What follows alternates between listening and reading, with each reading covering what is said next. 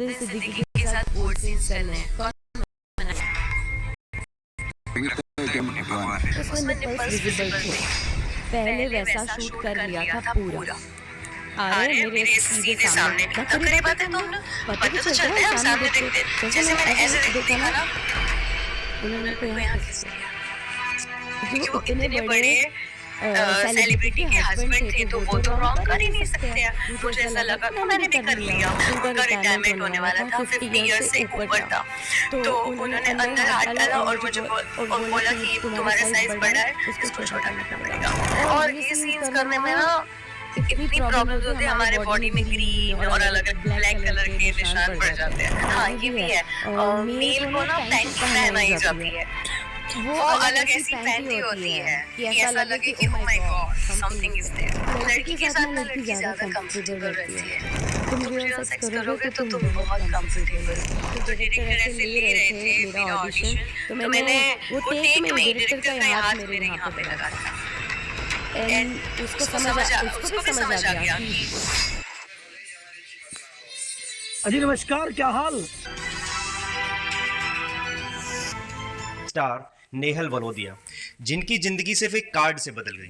अब ये पूरी कहानी वो बताएंगी और इस पूरी फिल्म इंडस्ट्री के बारे में बताएंगी और अपनी पूरी जॉब प्रोफाइल के बारे में। पहले तो आपको बहुत बहुत स्वागत है। थैंक यू सो नेहल, इस इंडस्ट्री में आने का क्या कारण था? सबसे पहले तो मैं ये जानना चाहूँगा, मतलब जर्नी की अगर आप स्टार्ट से बताएं तो कि कैसे आपकी जर्नी शुरू हुई, कहाँ से? हाँ, पहले तो मैं जामनगर से हूँ, सौराष्ट्र गुजरात। और मेरा पालन पोषण, मेरी पढ़ाई सब वहीं से हुआ है, गुजराती मीडियम में। मेरे पापा की 3 लड़कियां हैं, मैं सबसे बड़ी बेटी हूँ। पापा ड्राइवर है, मम्मा हाउसवाइफ है, और दूसरी दोनों बहनें हैं वो पढ़ते हैं। एक मेरे साथ ही अभी आ गई है मुंबई में। तो शुरुआत ऐसी हुई मेरी। मैं 15 साल की थी तब मेरे डैडी ने मुझे कह दिया था कि 10वीं तक तुम्हें पढ़ाने की जिम्मेदारी मेरी है और उतने तक मैं कर सकता हूँ, क्योंकि पापा की कंडीशन नहीं थी और मैं मतलब तभी हमारी कंडीशन बहुत ही बुरी थी कि खाना पीना खा सकते हैं, पढ़ाई लिखाई कर सकते हैं, लेकिन 10वीं तक पढ़ा सकते हैं। उसके बाद पापा का कैपेसिटी नहीं था, तो और 2 और बेटी आ गई थी। तो पापा ने बोला कि दरवाजे खुले हैं, मैं तुम्हें फ्रीडम देता हूँ, तुम्हें कभी कोई रोकेगा नहीं और कभी भी कोई कुछ भी बोले तो मैं हूँ।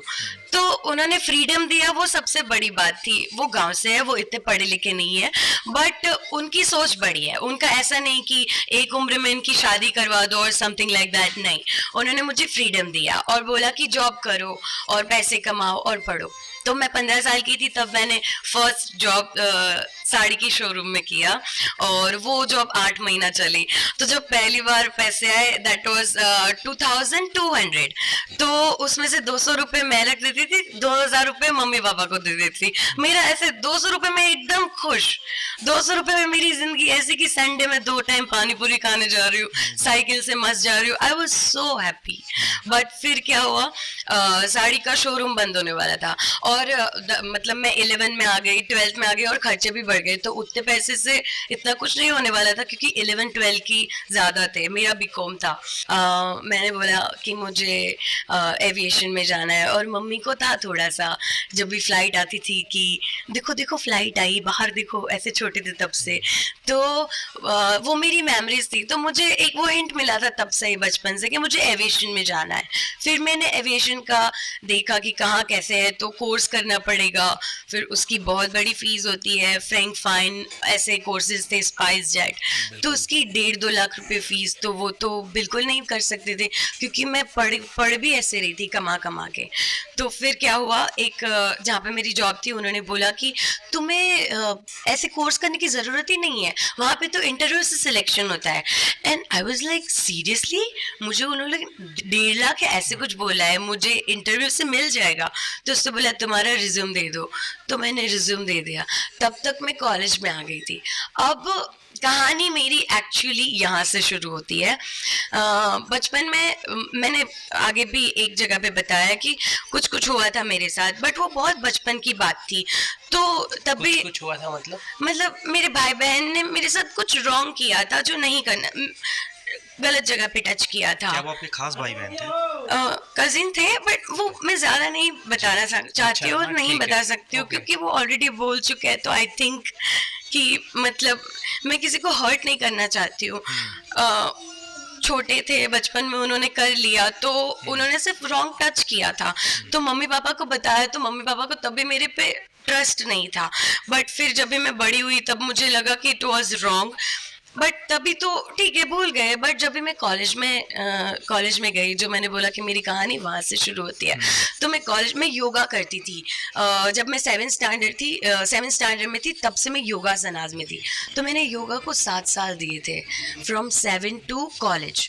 तो कॉलेज में मैं पहुंची तो स्पोर्ट्स में मैं बहुत ही सही योगा ये सब जगह पे जिला कक्षा लेवल पे हम लोग जाते थे कंपटीशन में। तो वो स्पोर्ट्स वाले सर थे, उन्होंने मुझे बोला कि तुम्हारा योगा तो सब सही है, स्विमिंग अभी तुम्हारा शुरू करेंगे और साइकिलिंग करवाएंगे। मैंने बोला ठीक है। तो उन्होंने बोला साइकिलिंग के लिए तुम्हें संडे आना होगा, स्ट्रेचिंग और ये सब करवाएंगे। तो कॉलेज में कोई नहीं रहेगा तो वो ईजी होता है कि तुम ज़्यादा टाइम यहाँ पे आ सकते हो। मैंने बोला ठीक है। मैं गई कॉलेज, तो सर नॉर्मली स्ट्रेचिंग करवा रहे मुझे।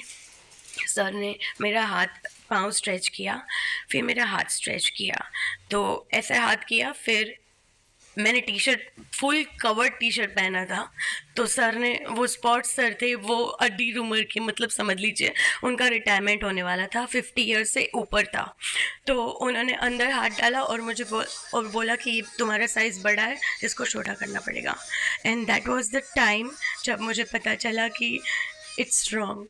अब मैं, मतलब तब तक मैं कॉलेज में आ चुकी थी, मेरा पीरियड्स भी स्टार्ट हो चुका था, और मुझे लड़का लड़की के बीच में क्या फ़र्क होता है वो पता चल गया था। और मुझे ऐसा लगा कि अगर मैंने अपने आप को नहीं बचाया तो अब तो कुछ हो सकता है शायद इसके बाद।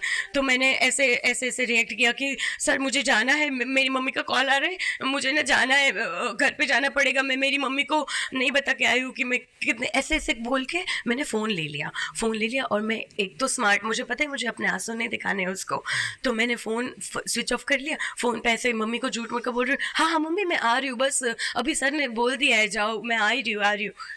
मैंने जैसे ही दरवाज़ा खोला और लॉबी के बाहर गई, कॉलेज का मेन जो एंट्री गेट होता है वहाँ से बाहर गई और साइकिल के पास पहुँची, एंड मैंने सांस ली, एंड आई फेल्ट कि ओके